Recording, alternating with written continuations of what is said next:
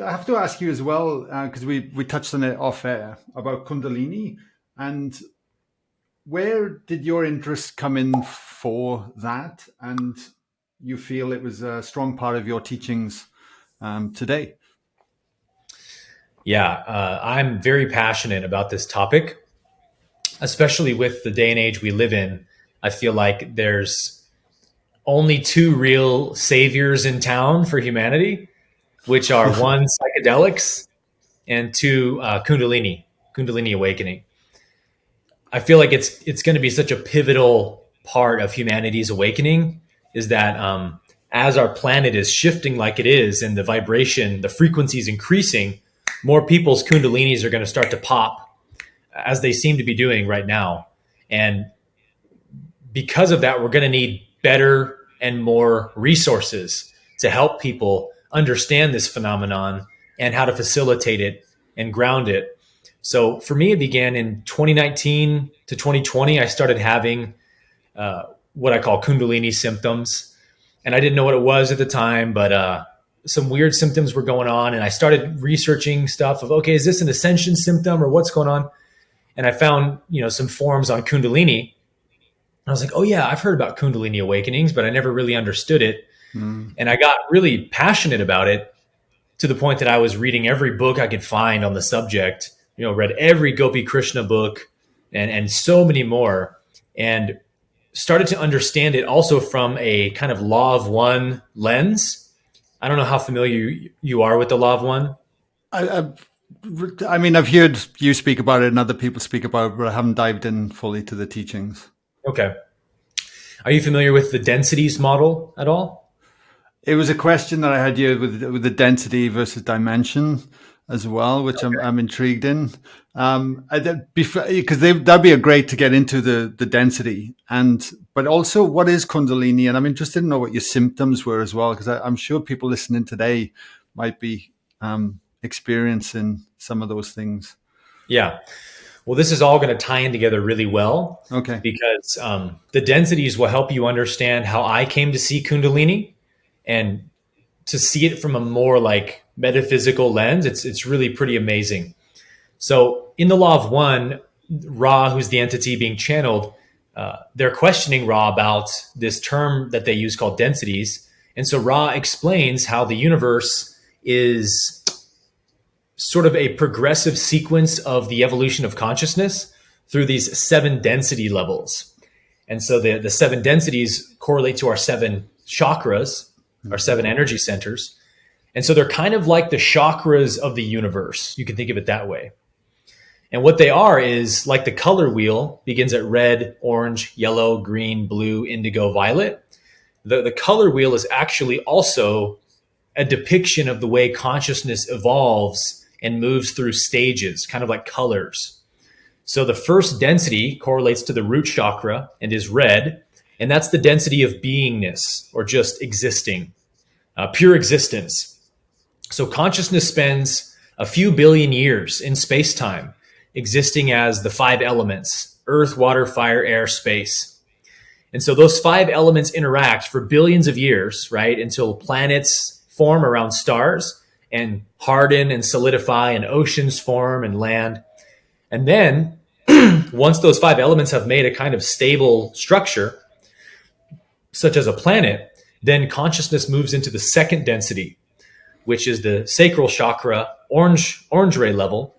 And that is the density of awareness and movement in the environment. So anything that has the ability to move around and interact in some kind of intelligent way with its environment is a second density life form. So think about, microbial life is where that would have began, kind of in the oceans or whatever. And then that evolved into plants, insects, sea life, and animals.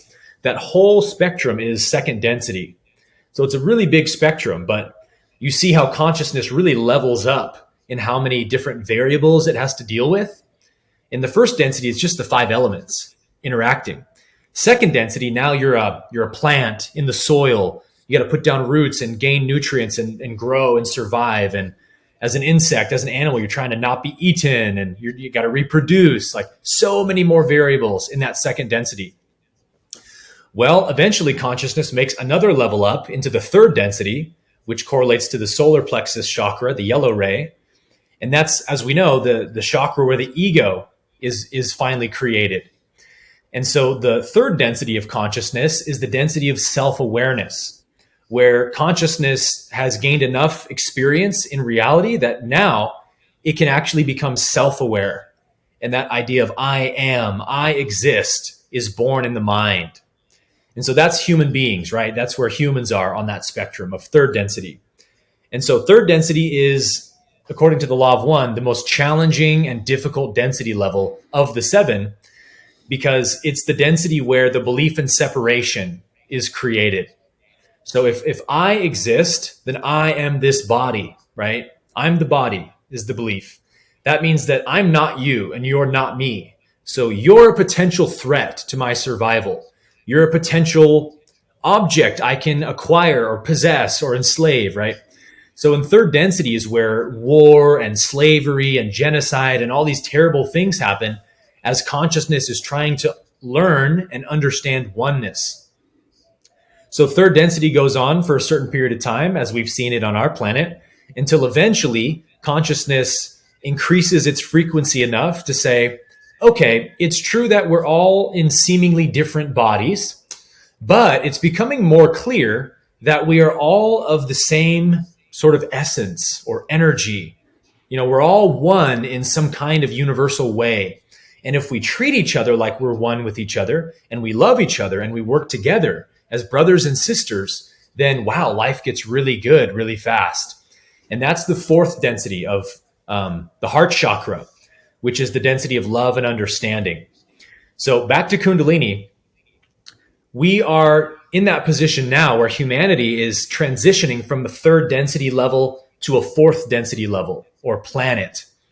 So we are, as we're all witnessing right now, trying to learn how to be one with each other and not be separate anymore.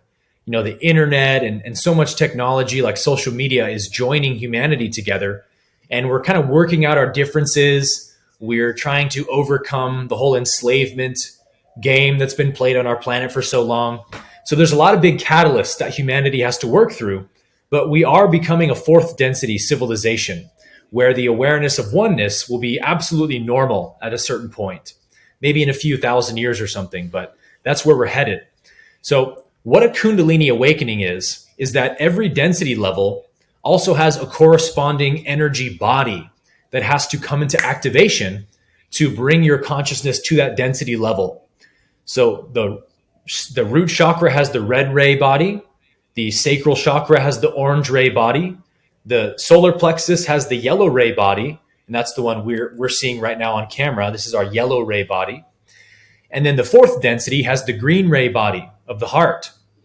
And it's a much, much higher frequency, just like every density is. And the best way to understand what a density is if you think about a photon vibrating, and I have a photon over here that vibrates at 100 times per second. And then I have a photon on this side that vibrates 1,000,000 times per second. Well, this photon obviously has a lot more density of light than this one does, right? There's a lot more light in this container over here.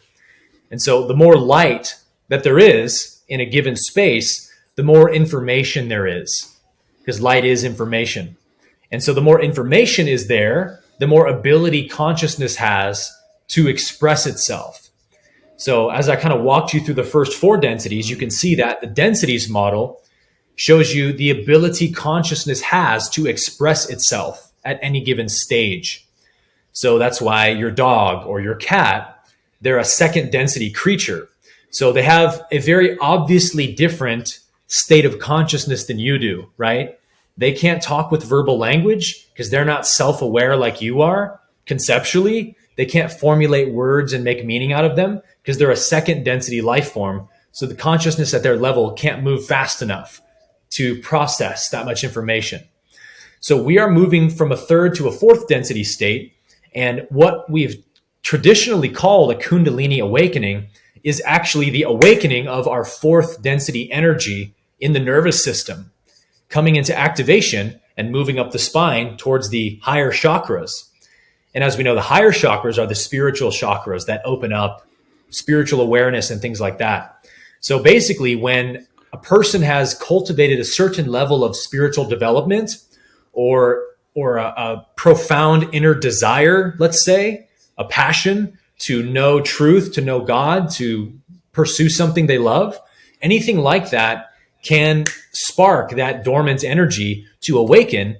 And it actually literally begins transforming the nervous system from the inside out to a fourth density level, because these energies like love and bliss and joy, they're very high vibrational frequencies that a third density nervous system just doesn't quite have the bandwidth to sustain for very long. So we may have an experience of bliss that lasts for 20 minutes, an hour, something like that. And then we sort of crash back down to our default mode network of ego consciousness. Well, that's because our nervous system literally can't process that level of energy for very long. So the nervous system has to be upgraded to increase its capacity and sort of like have the RPMs, right, to process that energy with. So do you feel then the evolution of consciousness is the evolution of the nervous system ultimately? Yeah, in a way it is. The way I see it is that the nervous system does not produce consciousness or conduct consciousness, but it actually limits consciousness. Because we know consciousness is one and it's universal. So it's everywhere. It's omnipresent. Everything is consciousness. So if we don't limit consciousness to some finite point, how could you ever have an experience, right? Like you could not experience the whole universe simultaneously. That wouldn't be an experience. It would be like the Om sound, Om, like that's what it would be like, right? Just too much going on at once. So consciousness has to limit itself into singular forms to have this experience you and I are having. And the nervous system is like the medium through which consciousness limits itself. So think about a nervous system like a funnel. A third density nervous system looks like this, and a fourth density nervous system looks like that. So you can take in more of reality, more of those higher vibrations. You can actually live in them, which is why when Kundalini finally makes its ascension to the crown chakra and stays there and doesn't go back down anymore, those people describe, you're living in bliss all the time. You're living in that awareness of oneness and love all the time. Yeah, thank you. And love your explanation, by the way. Thank you.